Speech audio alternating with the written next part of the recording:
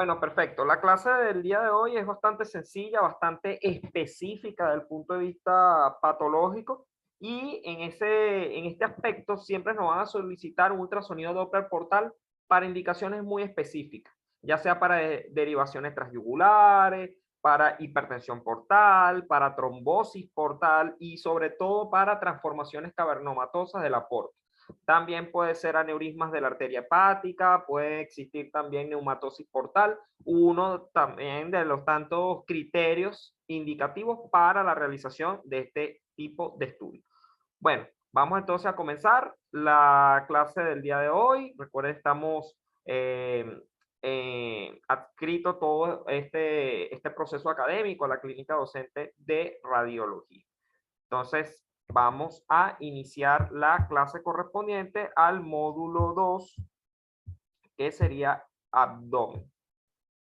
Voy a colocarles por acá el puntero láser y bueno, perfecto. Bueno, lo primero es que debemos conocer siempre la anatomía. Cuando hablamos de hipertensión portal, cuando hablamos de todo el circuito que existe a nivel de este sistema venoso tan importante, siempre se nos viene a la mente la cantidad de venas que son afectadas o de las cuales conforman parte de todo estas importantes estructuras portales. Entre ellas, no solamente recuerden que vamos a estudiar a la vena porta, si bien es cierto, es nuestra protagonista acá, pero aparte de la vena porta, siempre hay que reconocer que existen las venas suprahepáticas, que existe también la arteria hepática y que a partir de las venas esplénicas se origina lo que ya conocemos como el confluente esplenoportal, que es la unión de ambos sistemas venosos. Hay que recordar una terminología básica para poder adentrarnos al tema de Doppler portal y es el término hepatópeto y el término hepatófugo. ¿Ok? Hepatópeto se refiere a toda la sangre que entra al hígado. ¿Ok?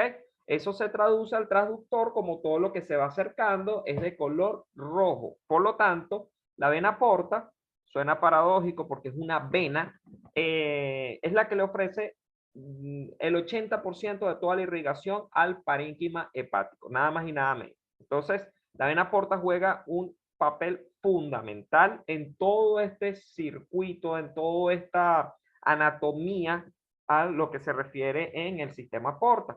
Hay que recordar también que los vasos suprahepáticos, la arteria hepática, también proporciona ciertas características morfológicas de la onda y la arteria hepática también, aparte de eso, proporciona también irrigación al parénquima hepático, claro, en un 20%, mucho menos, pero también le ofrece nutrición.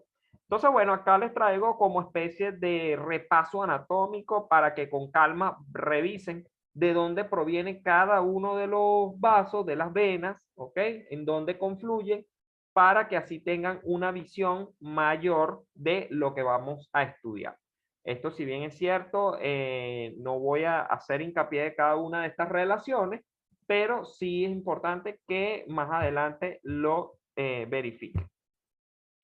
¿Cuándo nos van a solicitar un ultrasonido Doppler portal? Bueno, ya les había mencionado que hay características muy específicas para ello. La primera es para la valoración abdominal de rutina. ¿Qué pasa? Aunque ustedes no crean, casi siempre cuando ustedes realizan una ecografía abdominal, sin querer ustedes ya están haciendo un Doppler portal. Porque cuando nosotros colocamos Doppler a las venas suprahepáticas, a la porta, a la arteria hepática izquierda para diferenciarla del colédoco, inconscientemente ya estamos haciendo un Doppler portal. Entonces ya allí se está valorando todo este circuito venoso que entra y sale del hígado. También cuando lo hacemos con respecto a las estructuras esplénicas, también forma parte del Doppler portal. Ahora bien, nos lo van a solicitar muchas veces para medición o para registro espectral. Y es allí cuando debemos estudiar a la vena porta y sus ramas. Recuerden que tenemos una rama portal izquierda y una rama portal derecha. Entonces, la arteria hepática también se debe estudiar. Hay características y lo más importante de todo el estudio de Doppler a grandes rasgos es que ustedes sepan cómo se comporta cada uno de estos vasos. ¿Por qué? Porque ya ustedes cuando lo identifiquen y sepan cómo es lo normal, inmediatamente cuando vean algo patológico, mira, esto no es así. Aquí algo está pasando, hay unas velocidades por encima o está más dilatada de lo normal o al momento de la maniobra de Valsalva o de los movimientos respirofásicos hay unos cambios. Entonces allí nos empieza a hacer ruido y es donde comienza el reto para nosotros como radiólogos y ecografistas del Doppler portal. También las venas suprahepáticas, la vena esplénica, la vena cava inferior. En menor proporción la vena cava inferior también se estudia en el Doppler portal. Colaterales portosistémicas, esto es para principalmente cuando hay sospecha de una transformación cavernomatosa, cuando hay presencia de varices, el famoso signo de medusa o red venosa colateral, también en el contexto de ascitis. ¿Ok? Estos serían algunas de las indicaciones. ¿Por qué les coloco un signo de interrogación? Porque son indicaciones relativas. Muchas veces no se lo van a solicitar, otras veces sí, porque hay momentos en donde un cuadro de ascitis inexplicable, se necesita el diagnóstico de la hipertensión portal, pues ahí suelen solicitar. ¿Qué se va a evaluar en todo vaso portal que nosotros vayamos a estudiar? Ya sea la esplénica, ya sea la vena porta, la suprahepática, la arteria hepática común. Debemos siempre observar el tamaño del vaso. El tamaño nos orienta muchísimo, aunque ustedes no crean, al modo B. Aquí no le estoy hablando de Doppler ni nada. Sencillamente, ustedes ven un vaso que, mira, o sea, está más dilatado de lo normal, no colapsa tras los movimientos, tras la estiración forzada. Ahí ya nos comenzamos a sospechar de que se trate de algún cuadro de hipertensión. La onda espectral también es una herramienta de gran poder para nosotros también ayudarnos en el diagnóstico. La onda espectral nos habla muchísimo de cuando hay una alteración propia de la morfología y la dirección. Ya les había hablado que existe el hepatofugal y el hepatopetal. ¿Ok? Hepatópeto o hepatófugo. Lo pueden llamar como ustedes gusten. Recuerden, hepatópeto es lo que se acerca, es decir, por ejemplo, la vena porta al brindar irrigación de gran calibre y de gran importancia al hígado debe ser hepatópeto. No debe alejarse del transductor, es decir, no debe ser azul, porque más bien va llevando sangre al órgano en cuestión. Ahora bien, tenemos que conocer cómo se comporta cada uno de los vasos. Si no los conocemos, no los podemos estudiar. La vena porta, ya muchos acá sabemos cómo se estudia, el abordaje, ¿verdad? Está de más, pero de igual manera les recuerdo que es intercostal. Aparte de eso, el diámetro es hasta 1.2 centímetros o hasta 1.1 centímetros, lo que es lo mismo de 11 a 12 milímetros.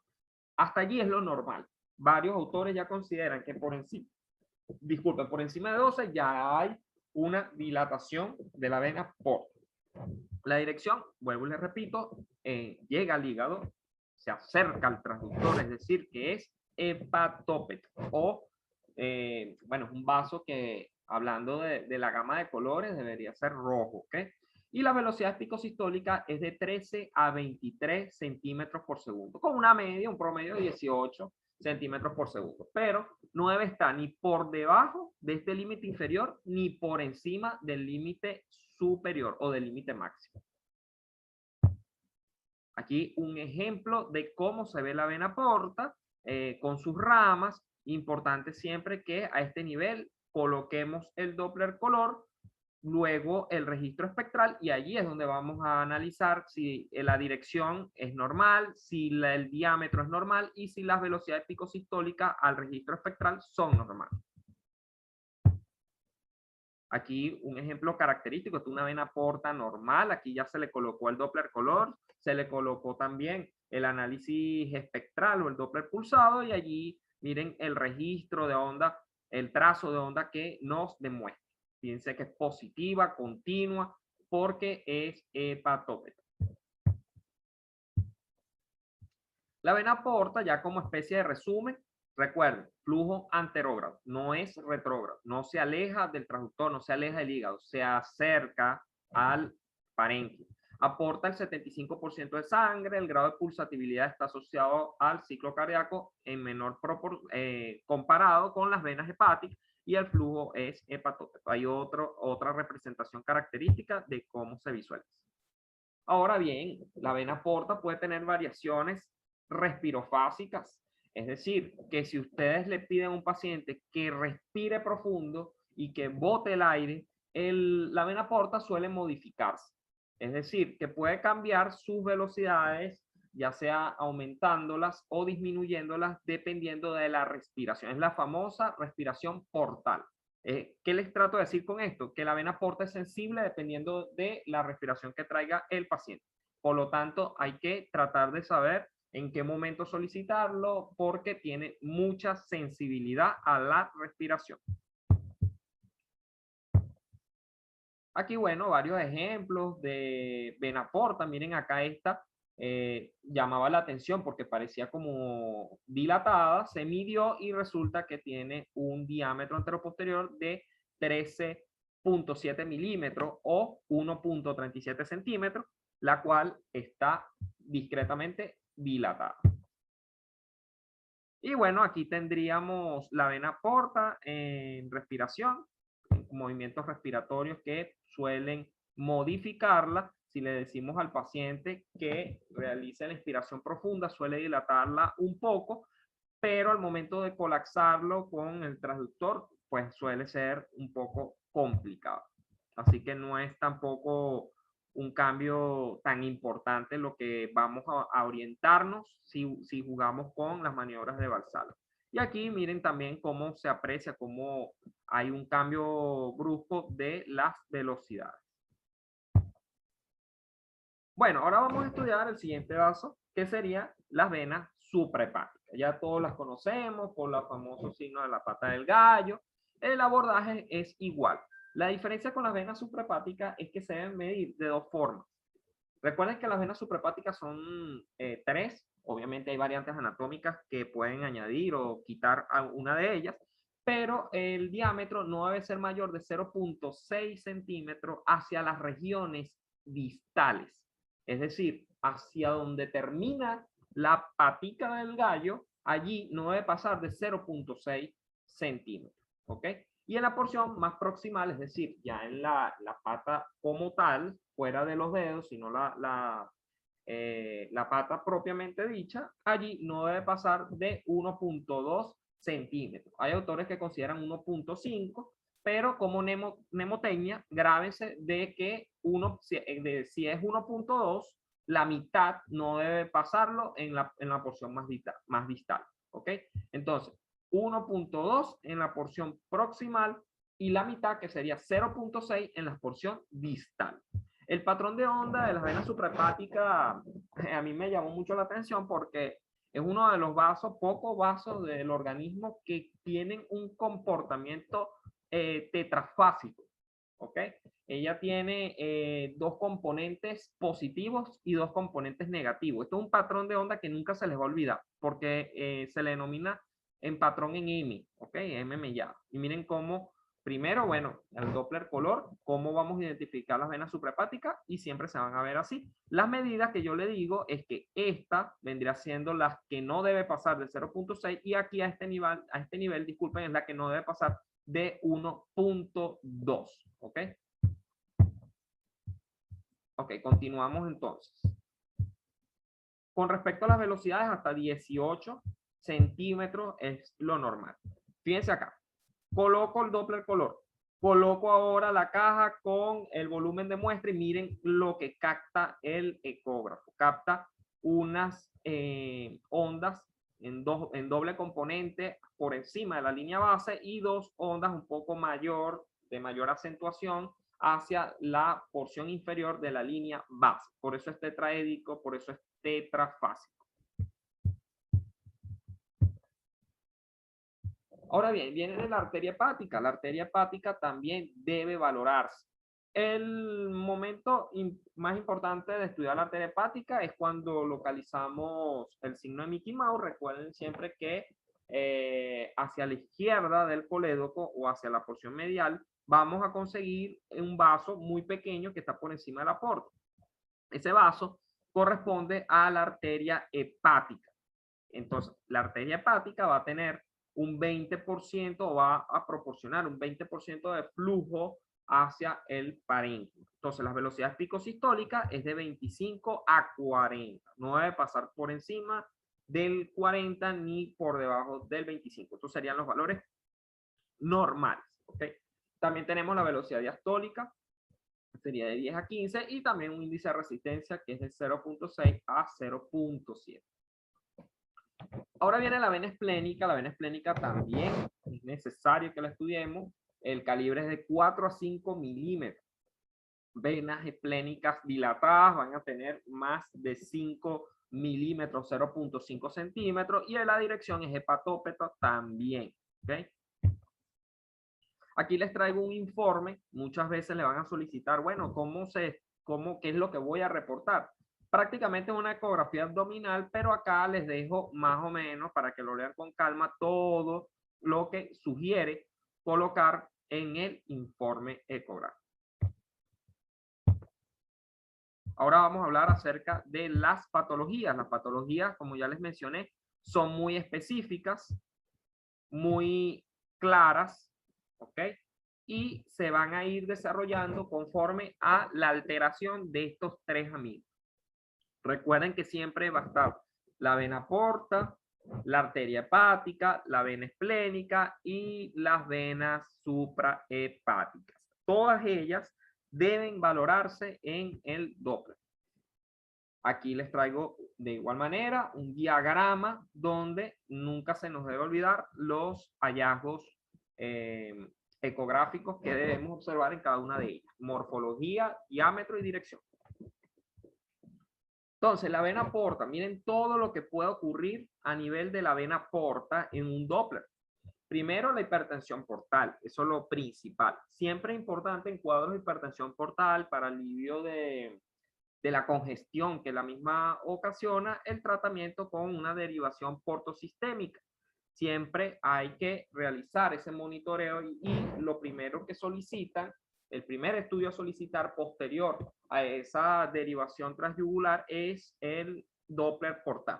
La segunda, la transformación cavernomatosa de la porta, la trombosis y la aneurisma, muy poco frecuente, pero también ocurre, casi siempre son secundarias, y la neumatosis portal. Ya vamos a estudiar cada una de ellas.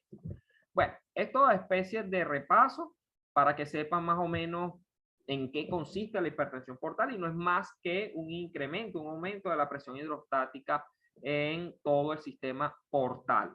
Casi siempre la vena porta, en este caso, presenta baja presión, o sea, ella debe presentar baja presión debido a la baja resistencia de los sinusoides. La presión portal normal es de 5 a 10 milímetros de mercurio. Obviamente ya cuando se altera estos valores normales y pasa de 10 milímetros de mercurio, ya estamos frente a una hipertensión portal. Clínicamente es que comienzan ya o sea, la sintomatología comienza es cuando ya esos 10 milímetros de mercurio ya pasan muchísimo por encima del mismo, inclusive más de 12, y ya a partir de allí es que el paciente comienza a presentar todo este conjunto de signos y síntomas que son consecuencias de la presión intraportal aumentada. ¿Okay? Entonces aquí tenemos varias de las causas, de igual manera para que lo repasen. Esto nos ayudaría mucho es a la anamnesis para conocer más o menos, no tanto el clínico, sino también al radiólogo, porque el radiólogo clínico ayuda muchísimo también en cuanto a la anamnesis, todo lo que sería estas causas. Bueno, al modo B vamos a conseguir, o esperamos conseguir, una vena porta que va a estar aumentada de calibre. Eso es lógico conseguir, encontrar. También la vena mesentérica superior y la esplénica en menos proporción, pero también pueden ocasionarse dilataciones a ese nivel. Va a haber una pérdida de la variación al calibre durante la respiración, es decir, que ya no va a variar tanto a los cambios respirofásicos, obviamente porque ya está aumentada, ya comienza a estar de alguna manera bastante rígida, ¿ok? Y hay fibrosis periportal. También cursa con la importante esplenomegalia y la ascitis. Recanalización de la vena umbilical, bueno, esto sería algo relativo de igual manera. Entonces, fíjense, al modo B, la vena porta aumentada de tamaño. Siempre miren acá, busquen líquido libre periepático porque siempre lo pueden conseguir. La presencia de la esplenomegalia y miren acá el importante engrosamiento del calibre endoluminal. Aquí al Doppler color, ¿qué esperamos encontrar? Bueno, recuerden siempre que era hepatópeto, la vena porta. En este caso vamos a conseguir una dirección completamente diferente. Va a estar invertida, es decir, vamos a tener un flujo hepatófugo. Y ahí tal cual así lo vamos a ver en color azul. Miren cómo está la línea base, está por debajo. No se confíen que por ser una vena debe ser así. La vena porta no normalmente se comporta es de forma distinta, por encima de la línea base y es hepatópico. Aparte de eso, va a tener, si medimos las velocidades van a estar disminuidas. Recuerden siempre tener a la mano las mismas y siempre va a haber disminución o desaparición de la pulsatilidad de las venas hepáticas.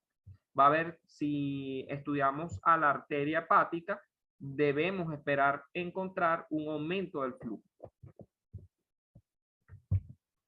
Ok, entonces continuamos.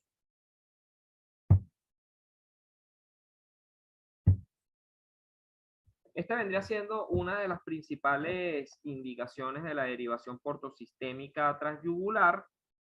Siempre es necesario que al momento de la colocación del stent y de la descompresión portal que el mismo condiciona, recuerden que esto se realiza más que todo es para aliviar la congestión tan importante que existe a nivel de la circulación intraportal, intrahepática, y casi siempre por cuadros de hígado cirrótico. Y en este caso vendría siendo una de las principales causas, no solo la cirrosis, también puede ser lesiones focales agresivas, tales como el carcinoma hepatocelular o hepatocarcinoma. También en ese caso siempre se debe estudiar a través de un Doppler portal. Y esto es todo lo que esperamos encontrar.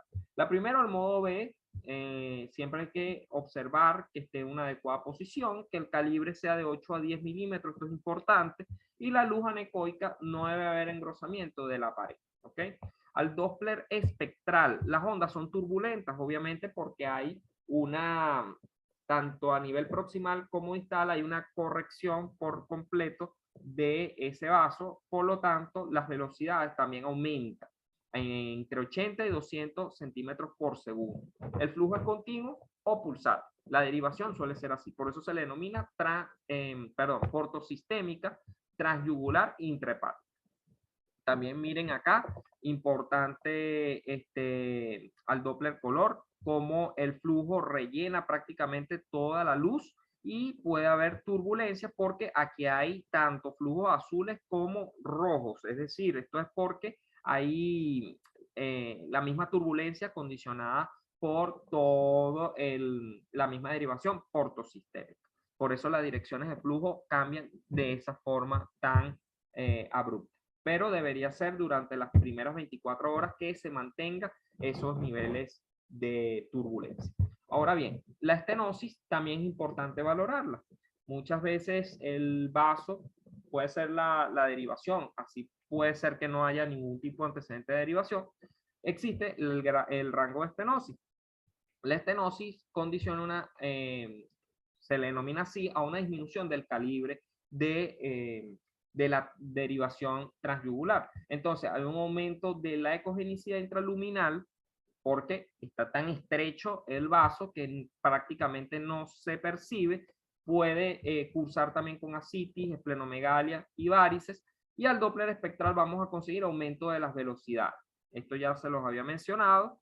También es necesario que coexista con cambios en la dirección del flujo. También se los mencioné, el famoso flujo turbulento que vemos acá.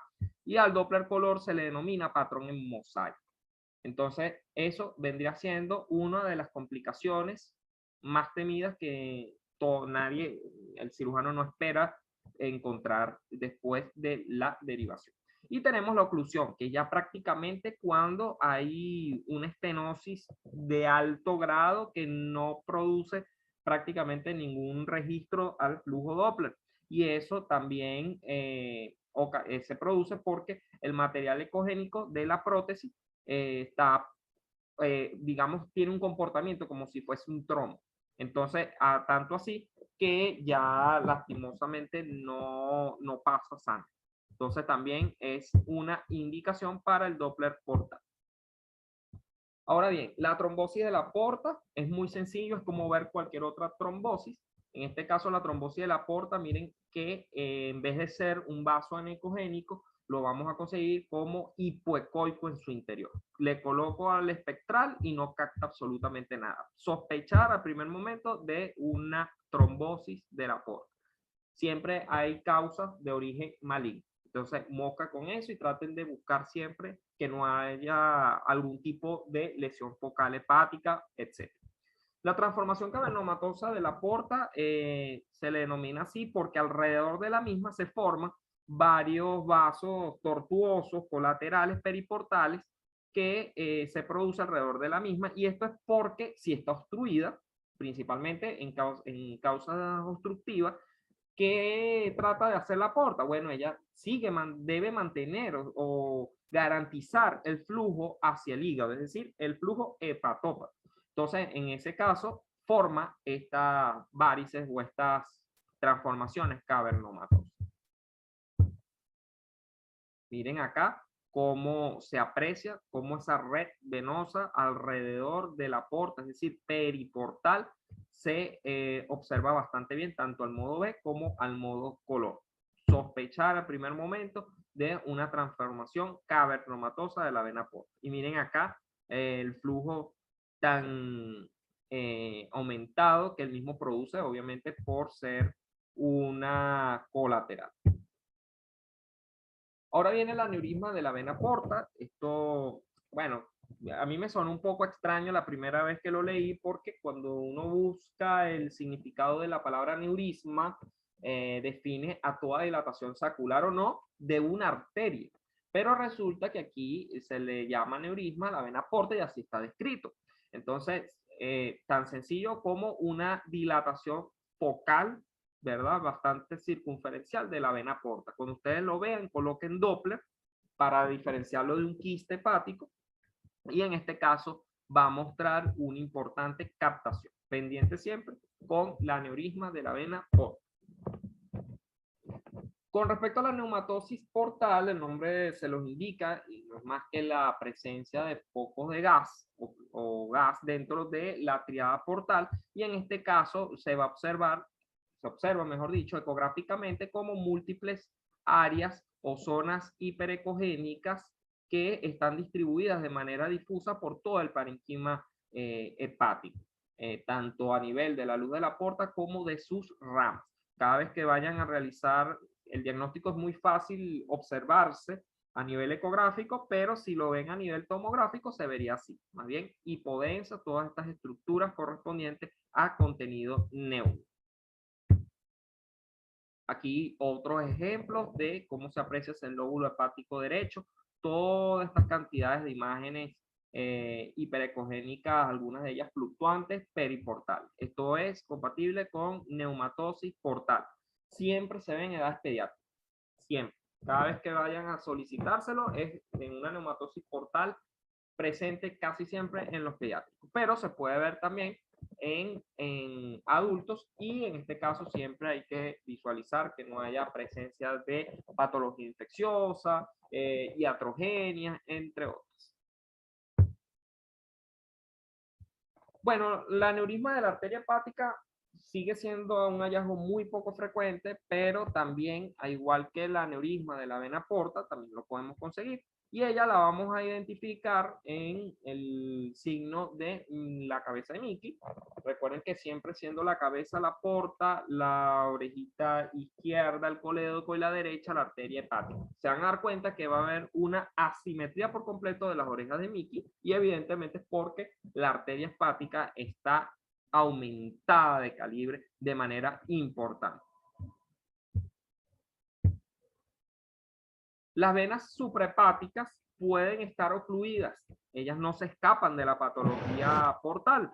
Pueden estar ocluidas o pueden estar estenosadas, ya sea por la presencia de de trombos o coágulos. Entonces, en este caso, hay que reconocer que al modo B va a haber una ausencia de toda la anecogenicidad propia del vaso. Y esto ocurre porque hay trombos en su interior.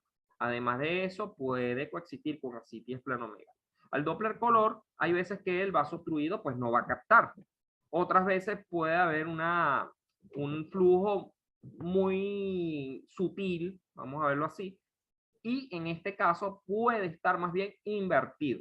Es decir, que no va a ser tan continuo como la vena porta, sino más bien hay posibilidad de un flujo hepatófugo.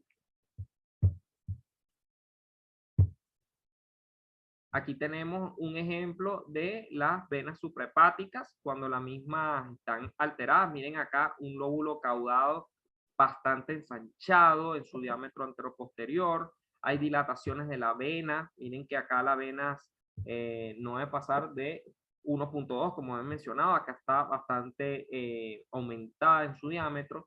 Puede existir también nódulos regenerativos, esplenomegalia, todo esto secundario, ¿ok? Y colaterales tal acá como vemos, hay colaterales intra y extrahepáticos. Siempre hay que observar a la arteria hepática porque ella muchas veces adopta un mecanismo compensatorio y por lo tanto suele aumentarse de diámetro. Bueno, eso ha sido toda la clase correspondiente a hipertensión portal, específicamente como la patología mayormente solicitada en el estudio del Doppler portal. Pero aún así les mencioné otros hallazgos que evidentemente son necesarios que ustedes lo sepan y a pesar de que es la práctica la que nos va a ayudar, ustedes deben considerarlo siempre, ténganlo a la mano y sobre todo las mediciones, porque las mediciones, tanto las mediciones como las velocidades picosistólicas y la dirección de flujo, les va a dar el diagnóstico en el 100% de todas las patologías portales. Entonces, tengan en consideración también que las indicaciones son muy importantes. Muchas veces nos pueden indicar un Doppler portal sin tener ningún tipo de criterio radioimagenológico y ustedes con todas las de la ley, al no tener criterio pueden rechazar. Sin embargo, los que sí tengan, pues evidentemente hay que realizarlo. Esa es la importancia de conocer siempre muy bien la etiopatogenia, la fisiopatología de todo el comportamiento de los cuadros portales. Bueno, entonces hemos terminado satisfactoriamente la clase correspondiente al día de hoy. Nos veríamos entonces en la práctica del día sábado para realizar en un paciente todos estos tipos de hallazgos que hoy repasamos en la teórica. Bueno, que tengan feliz tarde, se cuidan y un saludo para todos.